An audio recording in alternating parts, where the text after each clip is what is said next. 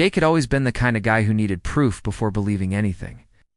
Working nights at the big radio telescope in Puerto Rico made him even more skeptical about space stories and alien tales. Most people who visited the observatory during the day would look up at the massive dish and ask if he'd ever picked up signals from outer space. Jake would just smile and shake his head. In his 3 years working there, the most exciting thing he'd found was a broken cable. That Tuesday night in March started like any other. The air was thick and humid, typical for the island. Jake was doing his usual rounds, checking the equipment. That kept the giant telescope running smoothly. Everything seemed normal until around 11:30, when every single machine started acting crazy at the same time. The control panels lit up like Christmas trees.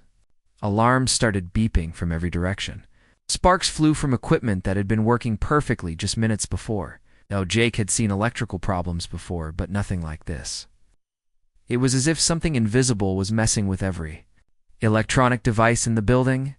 He rushed from panel to panel, trying to figure out what was wrong. The main computer screen showed readings that made no sense. Numbers were jumping around wildly. The radio signals looked like nothing he'd ever seen in his training.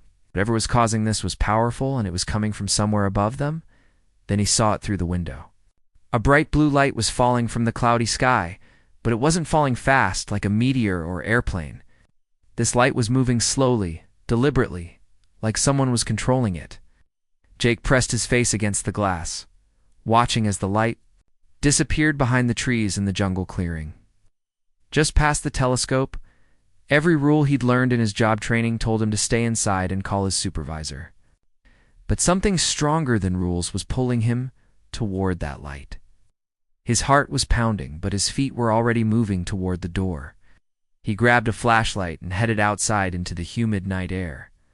The walk to the clearing felt like it took forever, even though it was only about 200 yards. Branches scratched at his arms as he pushed through the thick vegetation. Strange sounds echoed through the jungle, but they weren't the usual night sounds he knew. These were different, almost musical. When Jake finally reached the clearing, he stopped dead in his tracks. Sitting in the middle of the open space was something that shouldn't exist. It looked like it was made of crystal, but the surface moved like water.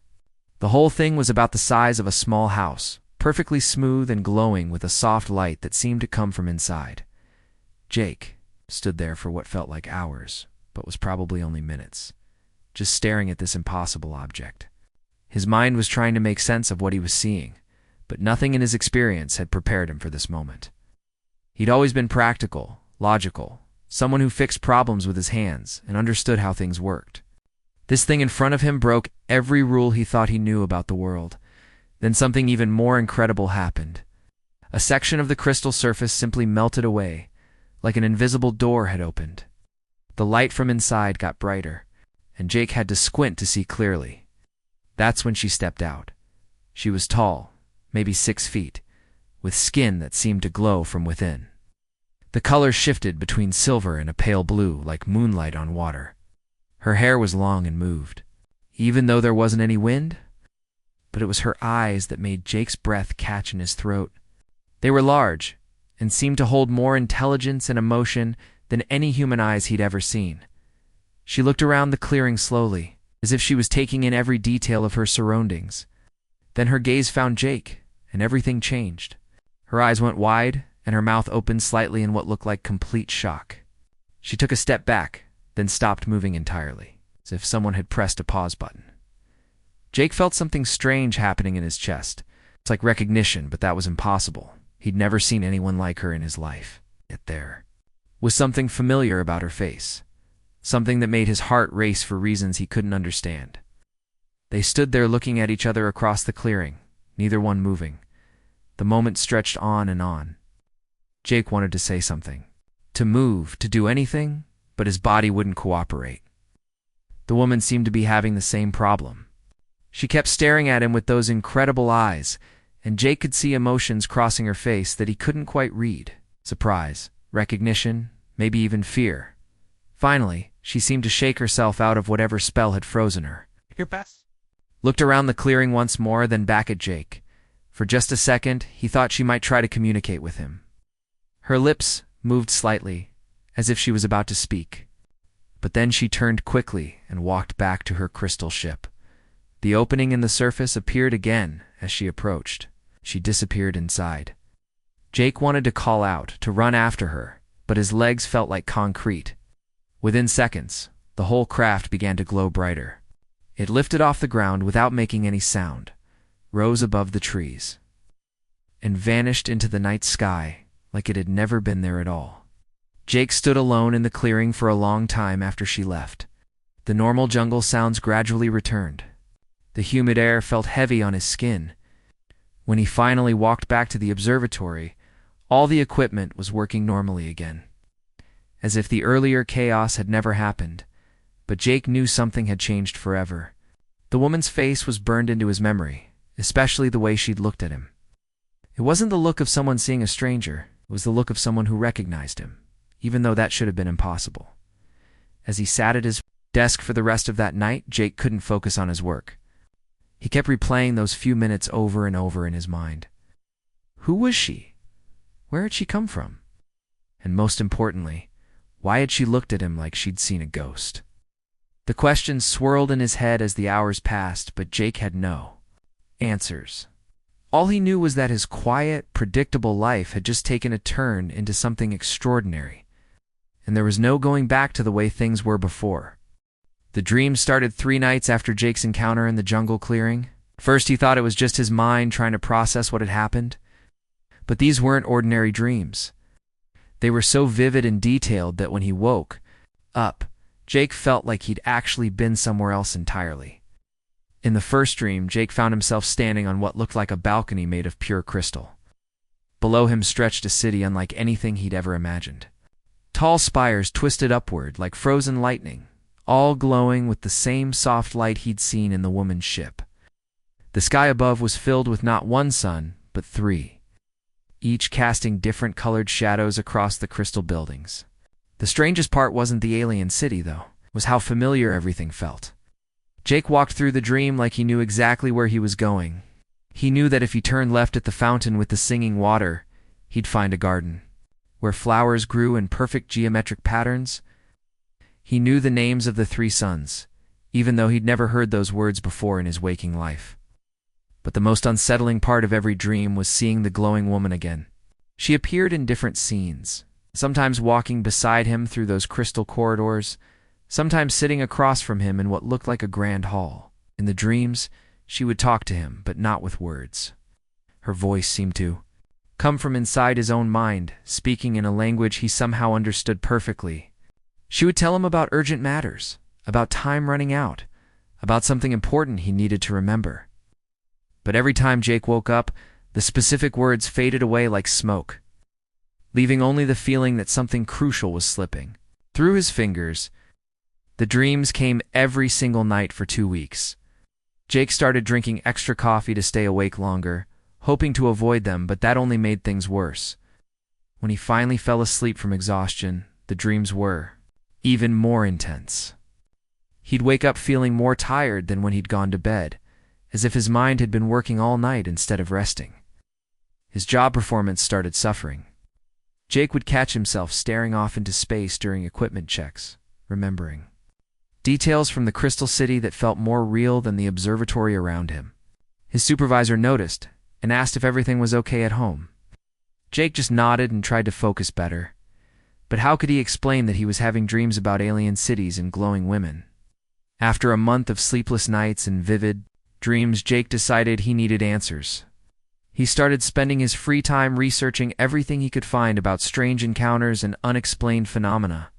The observatory had a good internet connection and a small library, so he had plenty of resources to dig through. What Jake found surprised him. There were thousands of stories from people all over the world who claimed to have met beings from other planets or dimensions. Most of the stories sounded crazy, but some were told by people with impressive credentials. Scientists, doctors, engineers, military officers, people who had a lot to lose by sharing their experiences. Jake read about a physicist in Germany who claimed a glowing figure had appeared in his laboratory and shared advanced mathematical formulas with him. A surgeon in Japan who said she'd learned new healing techniques from beings who visited her in dreams. A pilot from Canada who reported seeing crystal ships that moved in ways that defied everything he knew about flight. The more Jake read, the more he realized his experience wasn't unique. But what made his situation different was how the woman had reacted to seeing him. Most of the other stories described beings who were curious about humans, or who seemed to be studying them. None of them mentioned the kind of shocked recognition Jake had seen in those large, expressive eyes. One name kept appearing in the research papers Jake was reading. Dr. Elena Rodriguez was a biologist who had been quietly documenting these kinds of encounters for over 20 years. Like most researchers in this field, she had legitimate academic credentials and had published papers in respected scientific journals. She worked at a university in California, but Jake found several of her lectures available online. In one video, Dr. Rodriguez talked about something she called genetic markers. She explained that some scientists believed certain human bloodlines carried dormant genetic material from ancient contact with non-human intelligences. According to this theory, these genetic markers could be recognized by advanced beings. It's almost like a family resemblance that transcended species. Jake sat in his small apartment, watching this lecture on his laptop, and felt chills running down his spine. Could this explain why the woman had stopped cold when she saw him? Was there something in his genetics? Something he'd inherited from? Ancestors he'd never known about, that had triggered that moment of recognition. The idea seemed impossible. But then again, so did everything else that had happened to him lately. Jake decided to take a chance and reached out to Dr. Rodriguez through her university email. He didn't expect a response, but 3 days later, she replied. Her message was brief but intriguing. Said she'd be interested in hearing about his experience and suggested they talk over a secure video call. When they finally connected, Jake was surprised by how normal she seemed. Dr. Rodriguez was in her 50s, with gray hair and laugh lines around her eyes. She looked more like someone's favorite aunt than a researcher into alien encounters. Jake told her everything, starting with the equipment malfunction and ending with the recurring dreams. Dr. Rodriguez listened without interrupting, occasionally taking notes. When he finished, she was quiet for a long moment. Jake, she finally said, I think you should know that you're not the first person to contact me with this kind of story. Over the years, I've spoken with about 30 people who describe very similar experiences. The glowing beings, the crystal ships, the dreams of otherworldly cities. But what makes your case particularly interesting is the recognition factor. She explained that most contactees reported beings who seemed curious about them, but not personally familiar. The kind of shocked recognition Jake had witnessed was extremely rare. It usually indicated something she called a deep connection. I'd like to introduce you to a few other people, Dr. Rodriguez continued. They're not the kind of folks you'd expect to be involved in this sort of thing. They're engineers, teachers, accountants, normal people who've had extraordinary experiences. I think talking to them might help you understand what's happening to you. Jake agreed, though he wasn't sure what to expect. The idea of talking to strangers about his dreams and alien encounters felt strange, but he needed answers. The dreams were getting stronger, more detailed, and more frequent. Sometimes he'd have 3 or 4 different dreams in a single night, each one feeling more real than his waking life. As he prepared to meet these other contactees, Jake couldn't shake the feeling that he was about to step into something much bigger than a simple alien encounter. The woman in his dreams kept trying to tell him something important, something urgent. And deep down, Jake was starting to suspect that whatever she was trying to communicate might change everything he thought he knew about himself and his place in the world. Chat controls Sonnet 4. 3 months had passed since Jake's first encounter in the jungle clearing. The dreams had become a regular part of his life, and through Dr. Rodriguez, he'd connected with a small group of people who'd had similar experiences. They met once a week over video calls, sharing their stories and trying to make sense of what was happening to them. Jake had learned to prepare for the possibility that she might return. Every night before his shift at the observatory, he packed a small bag with recording equipment he'd borrowed from the facility, a digital camera, an audio recorder, and a device that measured electromagnetic fields. If the glowing woman came back, he wanted proof of what happened. The equipment had been sitting unused in his locker for weeks. When the familiar signs started appearing again, it was a Thursday night in June, and Jake was doing his usual rounds. When the machines began acting up, but this time, he was ready. Instead of panicking, he calmly gathered his recording devices and headed for the door. The electromagnetic field detector was going crazy as Jake walked toward the clearing. The readings were off the charts, higher than anything he'd ever seen. His heart was pounding, but he felt more excited than scared. Finally, he might get some answers. The blue light appeared right on schedule, descending slowly from the cloudy sky. Jake positioned himself behind a large tree at the edge of the clearing, close enough to see everything but hopefully hidden enough to avoid startling his mysterious visitor. He turned on all his recording equipment and waited. The crystal ship landed in exactly the same spot as before. Jake held his breath as the surface melted away and she stepped out. Even though he'd been dreaming about her for months, seeing her in person again was still overwhelming. She looked exactly the same, tall and graceful with skin that shifted between silver and pale blue. But this time, something was different. Instead of looking around cautiously like she had before, she walked directly toward Jake's hiding spot. She moved with purpose, as if she knew exactly where he was. When she was about 20 feet away, she stopped and looked straight at the tree where Jake was crouched. "You can come out now," she said, and Jake nearly dropped his camera in shock. Her voice wasn't coming from her mouth. The words were forming. Directly inside his head, clear as if someone was speaking right next to his ear. "I know you're there, and I know you've been waiting for me." Jake stood up slowly, his legs shaking.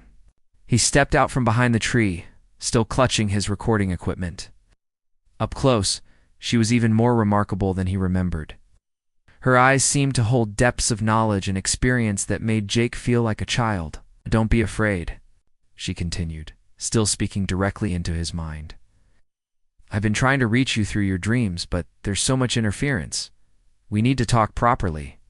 Who are you?" Jake managed to ask out loud, surprised that his voice was working. "At all. My name is Zerlin," she replied. And somehow Jake knew that the sounds in his head were just his mind's way of translating something that couldn't be spoken in any human language. "I am what you would call a princess, though our society is very different from yours. I come from a place your scientists might describe as a parallel dimension." Jake's mind was reeling. Everything about this conversation felt impossible, yet it was happening. "Why did you react that way when you first saw me? You looked like you'd seen a ghost." Zerlin's expression grew sad, and Jake could feel emotions coming from her that weren't his own: grief, hope, longing, and something that felt like love, but not the kind of love between strangers. "Because in a way I had," she said softly. "Jake, what I'm about to tell you will be difficult to accept, but I need you to listen with an open mind. Yes. You are not who you think you are." "What do you mean?" Jake asked, though part of him already suspected the answer might change everything. "My dimension, in my world, you were my brother," Zerlin continued. "Not by blood, but by something deeper. Our people call it soul essence. You were Prince Kaiden of the Ethereal Collective, and you were the most important person in my life." Jake felt like the ground was shifting under his feet. "That's impossible. I'm just a technician from Puerto Rico. I've lived here my whole life." "Your current life?" "Yes," Zerlin agreed. "But consciousness is far more complex than humans understand. What you call the soul can travel between dimensions, between lifetimes, taking on different forms while maintaining its essential nature." She stepped closer, and Jake could see his own reflection in her large, expressive eyes. "Many cycles ago, our dimension began to face a crisis that threatened to destroy everything we'd built over thousands of generations.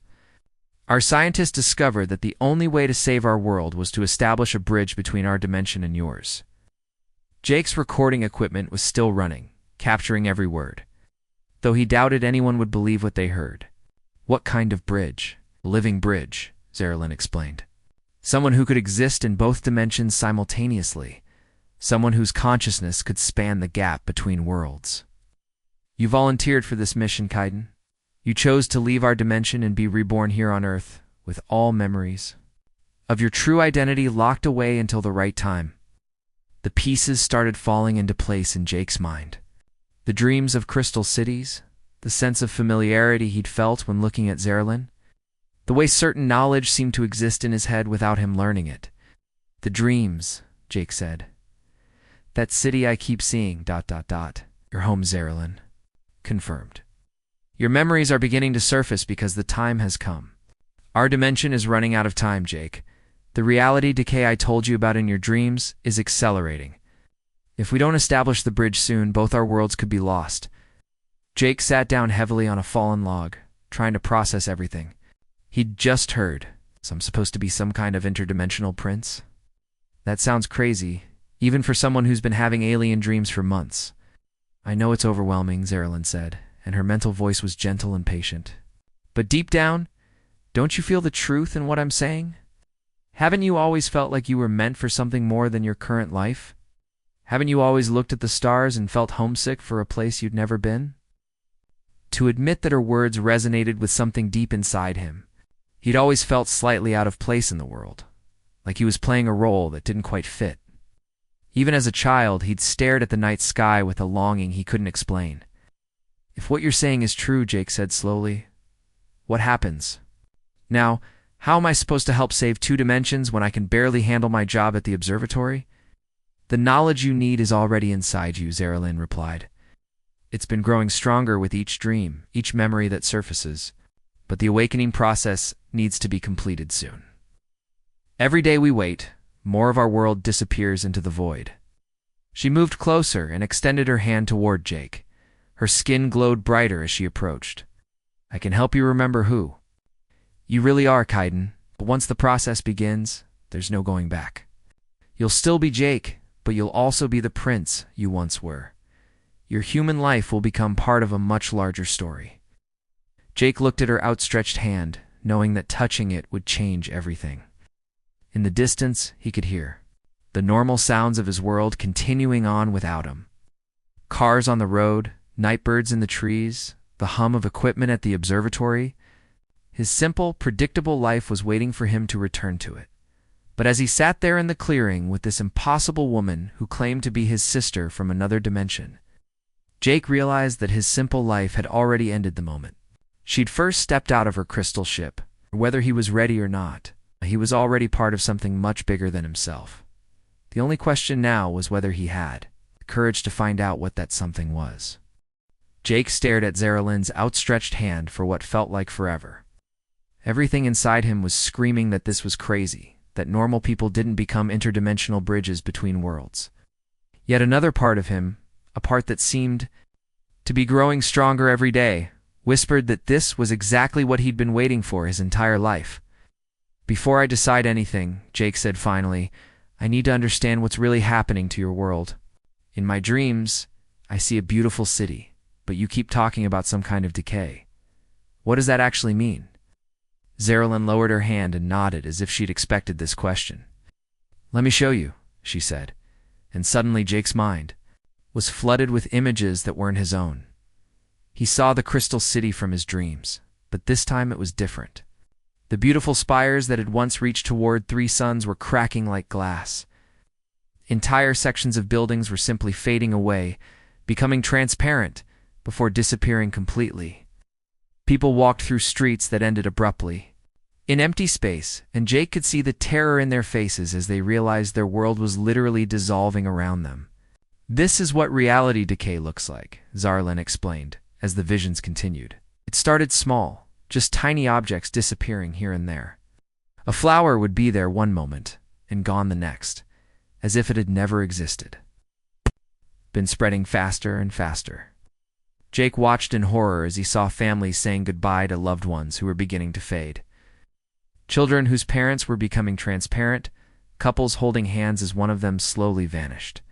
The images were so vivid and emotional that Jake felt tears running down his cheeks. How long has this been happening? He asked. In your time, about 50 years, Zerilyn replied. But time moves differently in our dimension. For us, it's been many lifetimes, We've lost entire cities, millions of people. Our scientists estimate that if we can't stop the decay within what you would call 6 months, our entire dimension will collapse into nothing. The weight of what she was saying hit Jake like a physical blow. Millions of people, an entire civilization depending on him to save them. But why me? If you have such advanced science, surely there's someone better qualified than a radio technician from Earth. Zeralyn's expression grew sad. You still don't understand how special you are, do you? Even in your previous life as Kaiden, you were always too humble. The ability to exist in multiple dimensions simultaneously is incredibly rare. Out of billions of souls in our collective, only a handful have ever possessed this gift. She gestured toward the crystal ship behind her. Our scientists spent decades searching for a solution to the reality decay. They discovered that our dimension is collapsing because it's become isolated from the greater web of reality. Think of it like a branch that's been cut off from the tree. Without connection to other dimensions, we're withering and dying. Jake was beginning to understand, though. The science was way beyond anything he'd learned in school. So you need someone who can reconnect your dimension to others. Exactly, Zeralyn confirmed. But it's not just about making a connection. The bridge has to be alive, conscious, able to adapt and maintain the link between worlds. It requires someone whose soul essence can stretch across dimensional boundaries while remaining stable in both places. She paused, and Jake could feel her emotions shifting to something that felt like pride mixed with sorrow. In our dimension, you were studying to become a dimensional architect. Your research into multi-reality theory was groundbreaking. When our crisis began, you immediately volunteered for the most dangerous experiment we'd ever attempted. More memories flashed through Jake's mind, though he wasn't sure if they were his own or if Zeralyn was sharing them. He saw himself, but different. Taller, with the same glowing skin as Zeralyn, standing in a laboratory filled with impossible machines, was working with a team of scientists, all of them focused on complex equations that somehow made perfect sense to him in the vision. The process required you to completely forget who you were, Zeralyn continued. Your consciousness had to be completely integrated into human existence, living multiple lifetimes to build the neural pathways necessary to serve as a living bridge. You've been Jake for this lifetime, but before that, you were others. A farmer in ancient Egypt who spent his nights studying the stars, a monk in medieval Tibet who meditated on the nature of reality, scientists in 19th century Europe who theorized about parallel worlds. Jake's head was spinning. Multiple lifetimes. How is that possible? Consciousness is energy, and energy cannot be destroyed, only transformed, Zeralyn explained patiently. Your soul has been preparing for this moment for what humans would measure as thousands of years. Each life has been building toward this purpose, adding layers of experience and knowledge that you'll need to complete the mission. The implications were staggering. Jake thought about all the times he'd felt drawn to astronomy, his natural ability to understand complex technical systems, his strange sense that he was meant for something greater. So everything I am, everything I've learned in this life, it's all been preparation. Not just preparation, Zeralyn corrected. Jake's experiences are just as important as Kaiden's knowledge. You've learned about human love, loss, determination, and hope. You understand what it means to work with your hands, to solve problems, to care about people who depend on you. These aren't just human qualities. They're essential traits for someone who needs to protect 2 entire worlds. Jake stood up and walked to the edge of the clearing, looking up at the stars that had always fascinated him. What exactly would I have to do? How does someone become a bridge between dimensions? The process is complex, but essentially you would need to exist simultaneously in both dimensions, Zeralyn explained, following him. Part of your consciousness would remain here on Earth, continuing your life as Jake, but another part would return to our dimension as Kaiden, using your knowledge and abilities to establish and maintain the connection. She moved to stand beside him, both of them looking up at the night sky. Once the bridge is established, refugees from our dying dimension could gradually transition to Earth, not physically, but their consciousness could be reborn here, just as you were. At the same time, the energy exchange between dimensions would stabilize our reality and stop the decay. Jake tried to imagine what that would mean for Earth. Wouldn't that change things here? Millions of new souls being born, people with knowledge. From an advanced civilization, change is inevitable, Zerilyn agreed. But it would be gradual, natural. These souls would be born as human babies, growing up with human parents, learning human ways.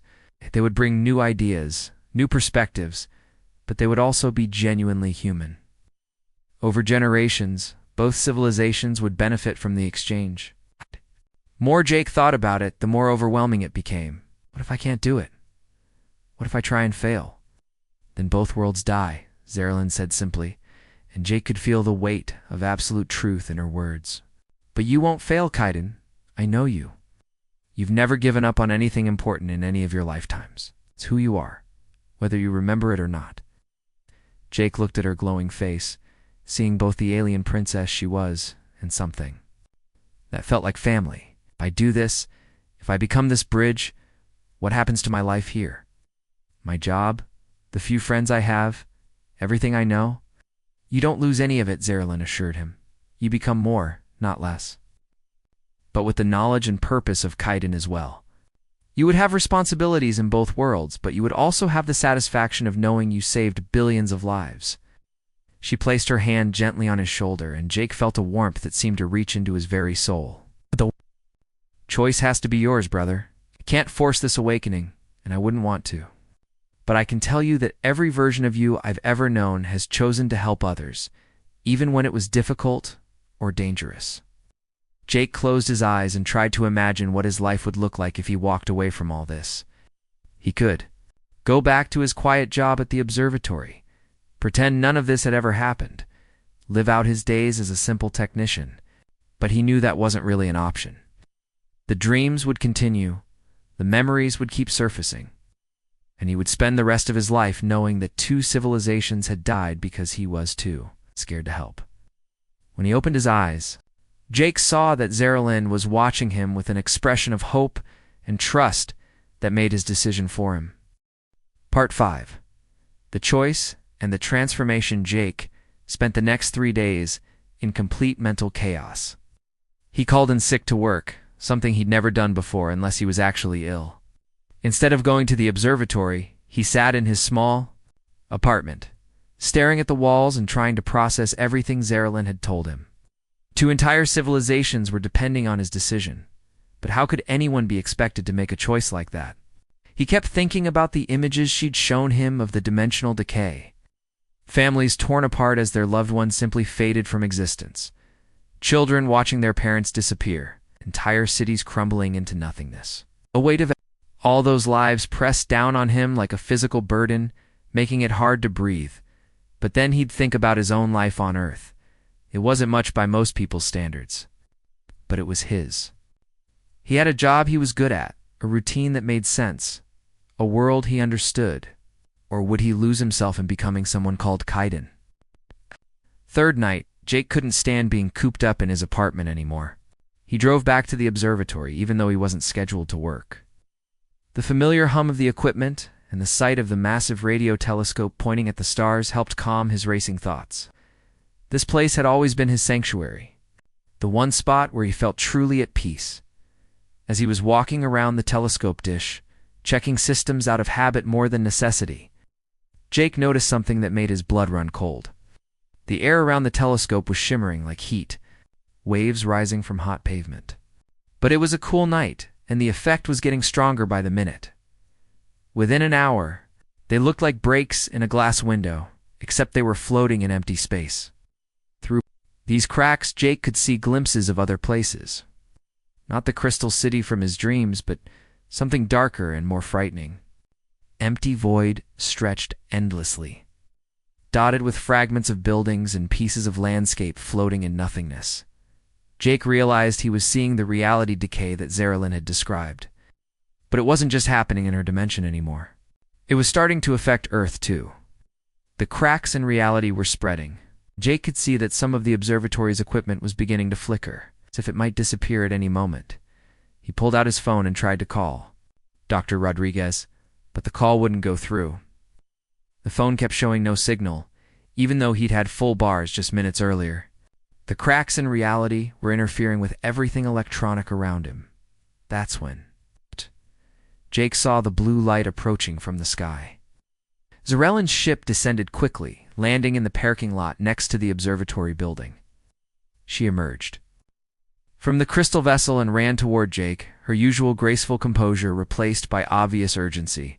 "It's happening faster than we predicted," she said, her mental voice filled with panic.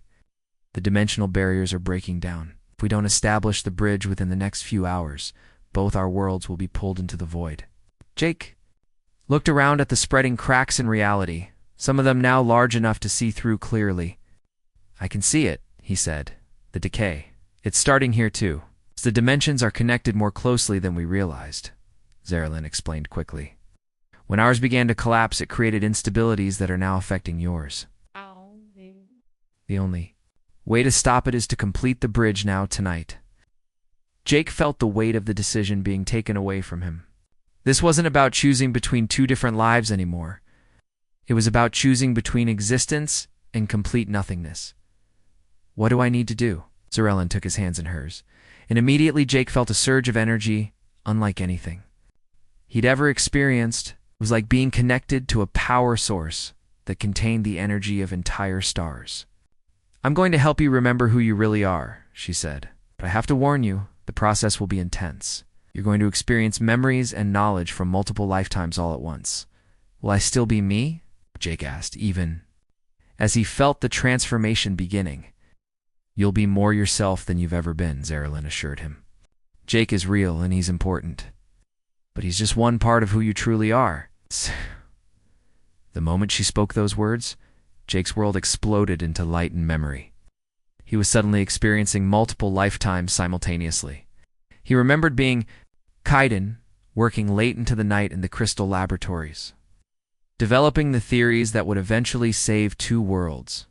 But he also remembered being the farmer in ancient Egypt, lying on his back in the desert and mapping constellations with an accuracy that wouldn't be matched for thousands of years. He remembered being the Tibetan monk, spending decades in meditation to understand the true nature of reality and consciousness. He remembered being the European scientist, scribbling equations about parallel worlds while his colleagues dismissed him as a dreamer. Each lifetime had been preparing him for this moment, building the knowledge and experience he'd need to become a living bridge between dimensions. As the memories integrated, Jake felt his understanding of reality expanding dramatically. He could suddenly see the mathematical relationships that held the universe together, the delicate balance of forces that allowed multiple dimensions to exist in harmony. He understood how consciousness could span multiple realities and how love and connection could transcend physical boundaries. But most importantly, he understood that Jake and Kaiden weren't separate people. They were different expressions of the same soul, each bringing unique strengths to this crucial moment. Jake's human experiences had taught him about determination, practical problem-solving, and the value of simple kindness. Kaiden's knowledge provided the scientific understanding needed to save two worlds. Working together with Zarellan, Jake began the process of establishing the interdimensional bridge. It wasn't like flipping a switch or pressing a button. Instead, it required him to extend his consciousness across the boundary between dimensions, creating a stable pathway that both civilizations could use. The process was exhausting and exhilarating. At the same time, Jake felt himself existing in two places simultaneously. Part of him remained in the observatory parking lot. He'd first conceived this plan as Kai-Din. As the bridge solidified, Jake watched the cracks in reality begin to heal.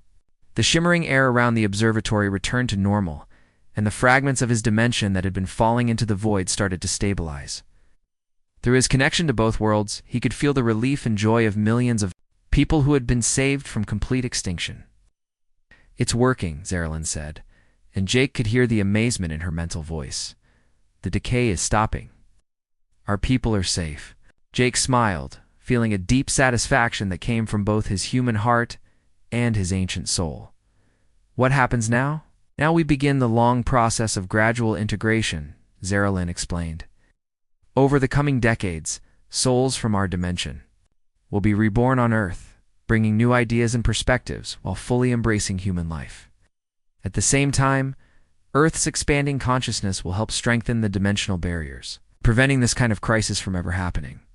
Again, as Jake looked up at the stars, he realized they looked different now, not just because he could see them with enhanced perception, but because he understood his place among them. He was no longer just a radio technician from Puerto Rico, but he hadn't stopped being that either. He was Jake and Kaiden, human and ethereal, a bridge between worlds who would spend his life. Was now revealed to be his sister from another dimension, and their reunion had saved countless lives. Jake understood now that love truly was the force that connected all things, transcending space, time, and dimensional boundaries. He would continue working at the observatory, but now his job had expanded far beyond maintaining radio equipment. He would be Earth's ambassador to the ethereal collective, helping to coordinate the gradual integration of two civilizations, while protecting both worlds from future threats. As Zarelyn prepared to return to her dimension, she placed a hand on Jake's shoulder one final time. "Thank you for choosing to remember, brother. Thank you for choosing to save us all." Jake watched her crystal ship disappear into the night sky, knowing it wasn't goodbye. Through the bridge he'd created, they would always be connected. He had found his true purpose, saved two worlds, and discovered that sometimes the most ordinary people are capable of the most extraordinary things. The radio technician who had once doubted the existence of alien life had become the guardian of multiple realities, proving that heroism comes in many forms and that every soul has the potential to change the universe.